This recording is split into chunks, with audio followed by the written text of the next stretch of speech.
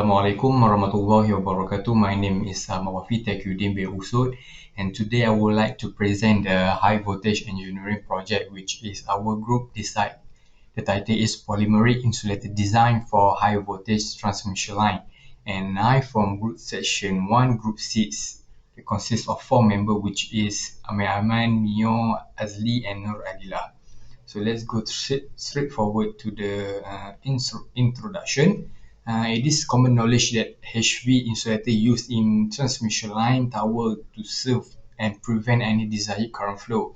Insulators are used to insulate and support electrical wires in overhead line.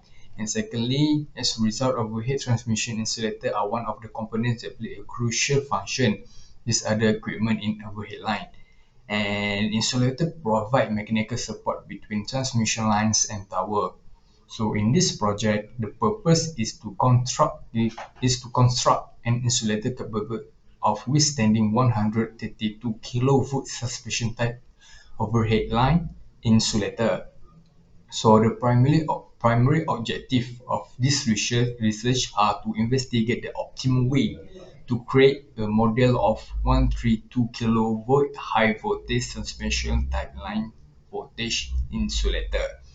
So in this project, we will conduct tests to determine whether the design insulator can endure the voltage, and it will begin by analyzing the specifications of model insulators, which is a polymer insulator based on wet and dry condition.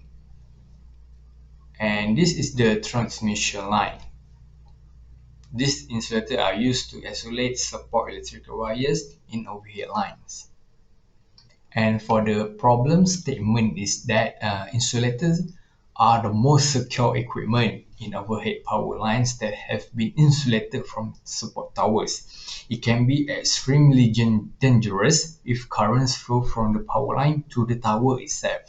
So the insulator is a natural breakdown caused by aging, which is related to the material composition of insulator and confronted with a variety of environmental stress, such as different types of precipitation, ultraviolet radiation, and pollution.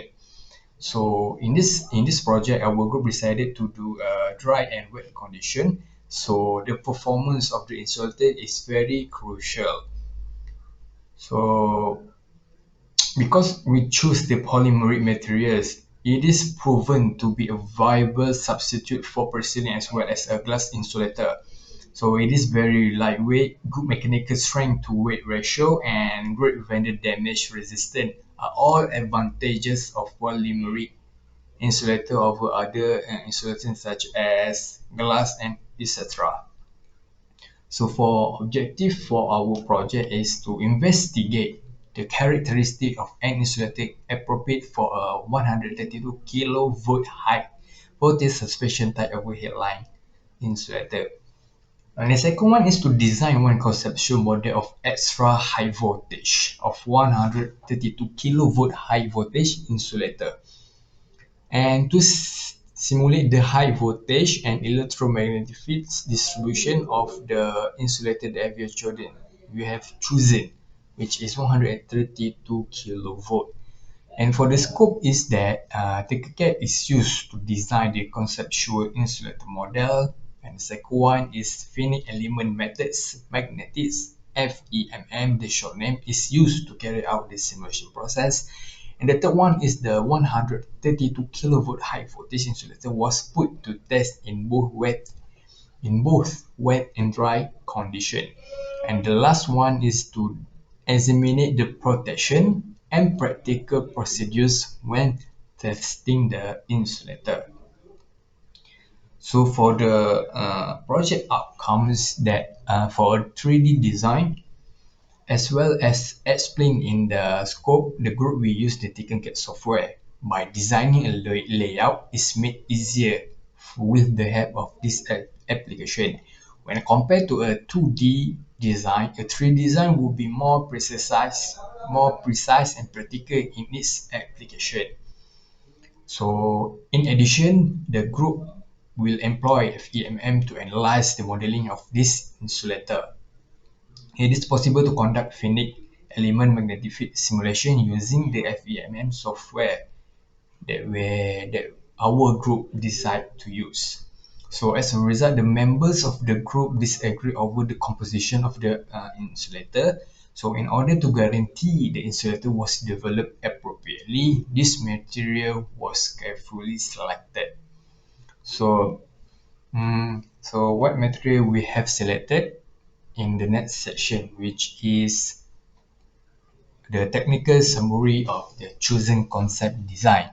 And this is our 3D model of 132 kilovolt polymeric insulator that our group have designed and chose. This design have made up of 9 shades, which is have 5 small and 4 large shades. And as a matter of fact, the small shade has a radius of 100 millimeter, and the large one with the bigger radius 110 millimeter. So this is the insulator design using FEMM. The insulator geometry configuration is comprised of a total 9 weather shades in the explain that I have explained before. And the smaller shed with radius of 50 millimeter and the larger with the radius of 55 millimeter, drawn both at inclination angle of 45 degrees in the FEMM. Now in this software we have to create and design half of the insulator, not overall design, because we only want to know the specification of the insulator, the half. And the next one is the density plot of 132 kilovolt polymeric insulator. So in this density plot, if the electric field distribution surrounding insulator is not accurately managed, it influences their flashover behavior and can reduce their service life. So early check discharges on the surface that normally occur before flashover. Uneven field distribution along the length of the insulator can overstress and eventually damage part of the unit. And so this is the specification of insulator that our group has decided to, which is the system is obviously 132 kilovolt and type option is long rod. Materials option is polymer. Maximum length consists of 570 millimeter and creepage clearance of 970 millimeter, and arc distance is 440 millimeter, and the fitting option is cap and pin. And the second one is the materials and boundaries specification. And the materials consists of 5 things, and the relative have 2 different value, which is the polymer consists of 2.1 and 2.1. Also the steel, air and dry consists of 1 value respectively for both relative, and the weight is 80.3 for the both relative. That's all from me. Thank you.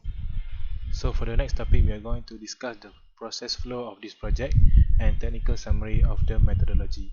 So as you can see here, we have 2 flowchart of this project. The first one is flowchart of the project, and the second one is flowchart of the FEMM software. So let's take a look for the first one, the flowchart of this project.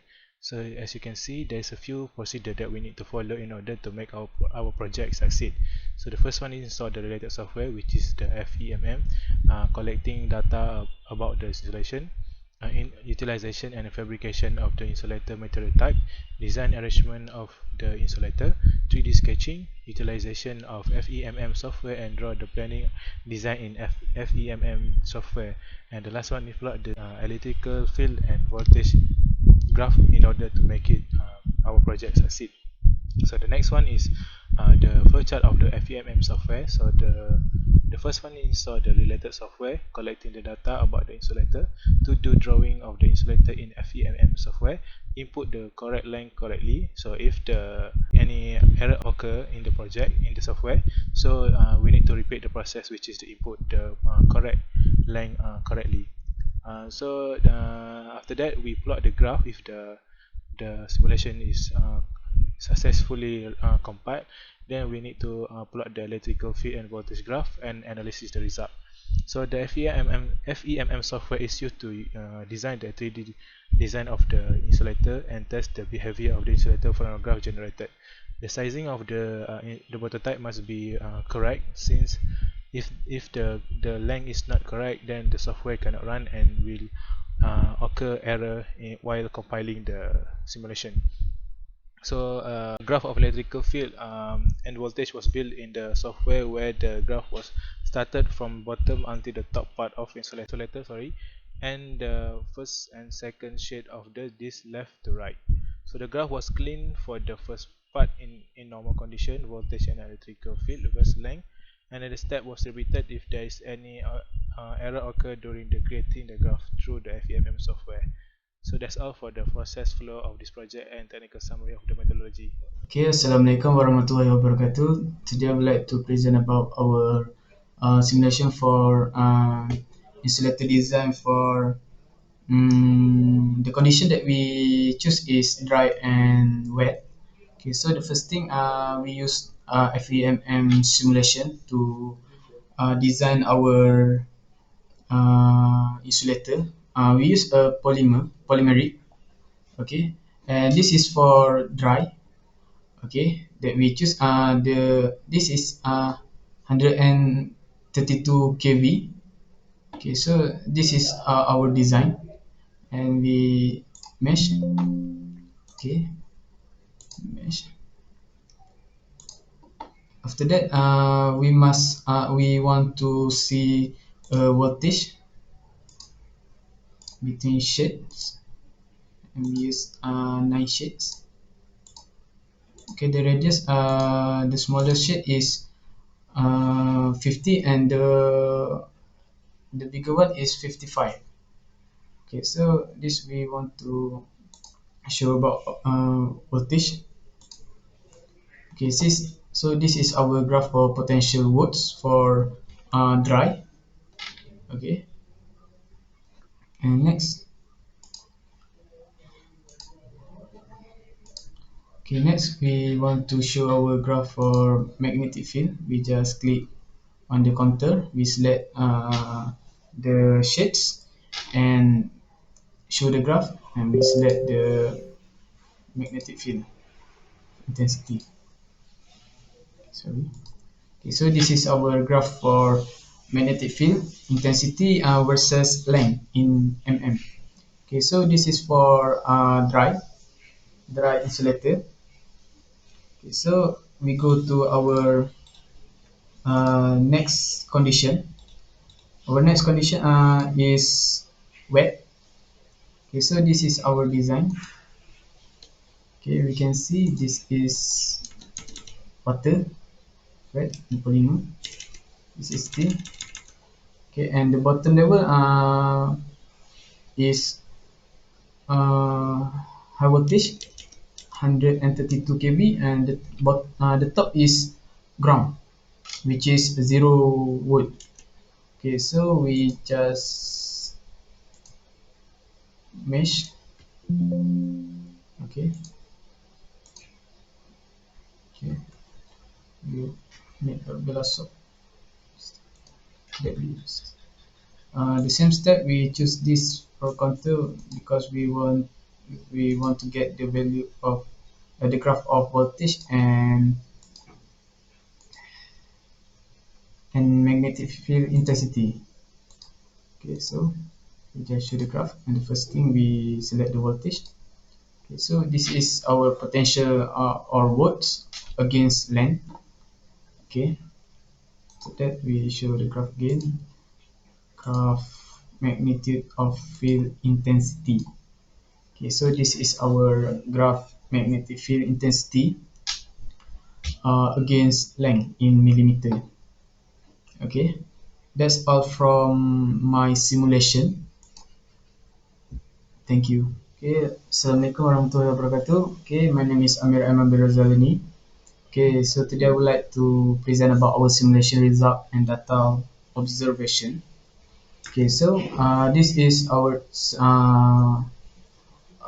design for voltage distribution. Performance of string insulator dry and wet condition, where this is dry, dry condition, and this is a wet condition. Okay, so this is voltage distribution of the dry and wet polymeric insulator.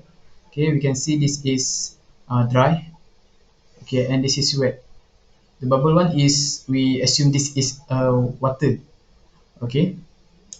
Okay, so we go to this graph, voltage distribution. Okay, so we can see this, the dry is shows the condition voltage distribution as well as the creepage distance of the insulator. Okay, between 0 to 400, because the shade is between 0 to 400. Okay, and the insulator in a clean and wet high voltage alternative current condition simulate with FEMM software that we simulate before this.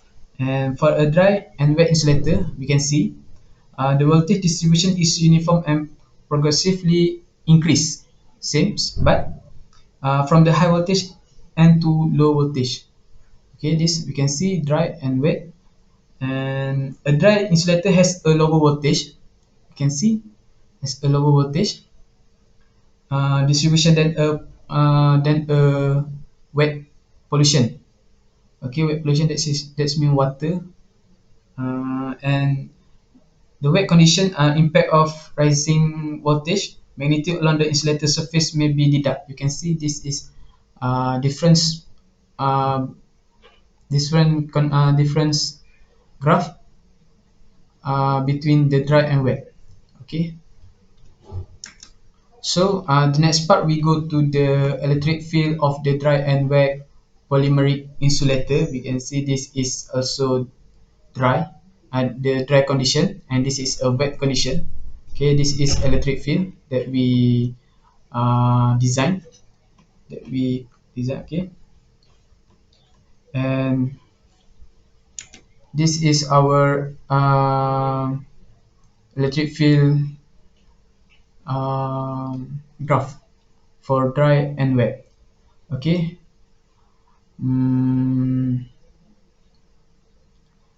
The polymeric is the silicone rubber is used for both dry and wet.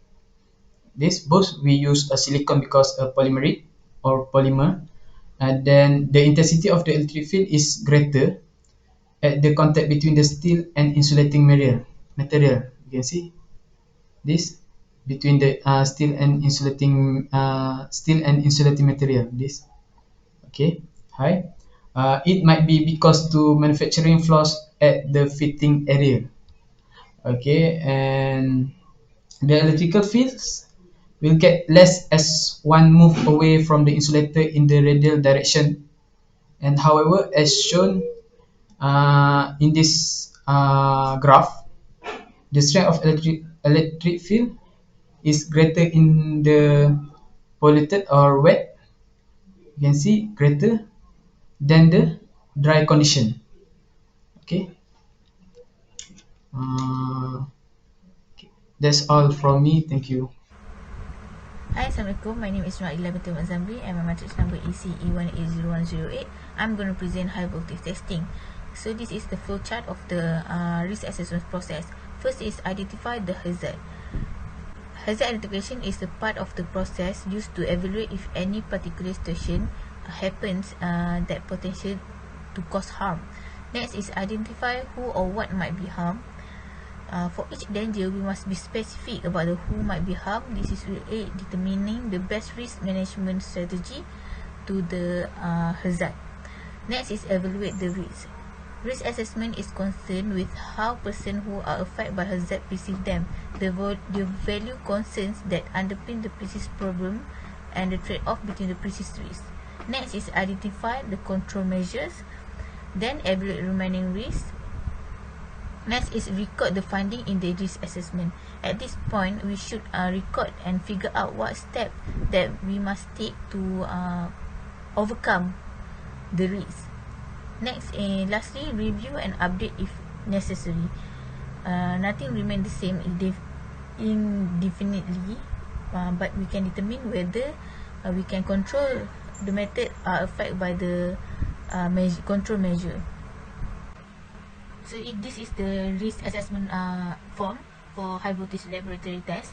The title of experiment is 132 kV overhead voltage transmission line composite insulator, and the project academic supervisor is Dr. Muhammad Faris Muhammad Yusof, and the person carry out of the experiment will be filled out. Then we go to the method statement. The method statement, title of the experiment, testing of composite insulator in wet, dry and salted, and it's prepared by my group mate, which is Ahmad Wafi Taqiyuddin, Amir Aiman, Neo Azli bin Nazir, and myself, Marilah binti Muhammad Zamri. And the purpose of the experiment to test the composite of insulator in wet, dry and salted condition. Equipment being used is HVDC generator plus insulator, as we design, a thin rod, DC voltmeter and control panel. And this is the experiment procedure for dry condition, wet condition, and as well as salted condition. This is the risk assessment. We must fill out the title of the experiment and prepared by who, validated and checked by our supervisor. This is the form for the risk assessment. So this is the hazard checklist. Hazard checklist is for the checklist for the hazard during the testing is running. Next is risk assessment several matrix. This is the matrix which is the range 1 to 5, negligible to very high hazard, and this is the chart for the classification, risk classification value. So the conclusion of the high voltage testing is HV testing is conducted in 3 conditions, which are wet, dry and salted condition are being tested in the lab of HV. Next, in wet condition use rain test, while the dry condition we use dry flashover test, and salted tests are similar to the wet test. Next is precaution should be main priority to avoid damage to equipment and to people. And lastly, all the testing guidelines have to obey to ensure the safety and minimize hazard during the testing in the lab. Next is conclusion and recommendation. First is this insulator is utilized to offer electrical isolation between the conductor and the tower, in addition to provide mechanical support to the conductor. Next is in the case of the dry insulator, the electric field along the surface of the insulator was uniform, and the insulator's potential was ideal, resulted in enhanced perform for the insulator. Next is the wet polymeric insulator exhibit some of the characteristics of the conductor due to the significantly higher electric field intensity that it possesses in comparison to the pure insulator. That's all from me. Thank you.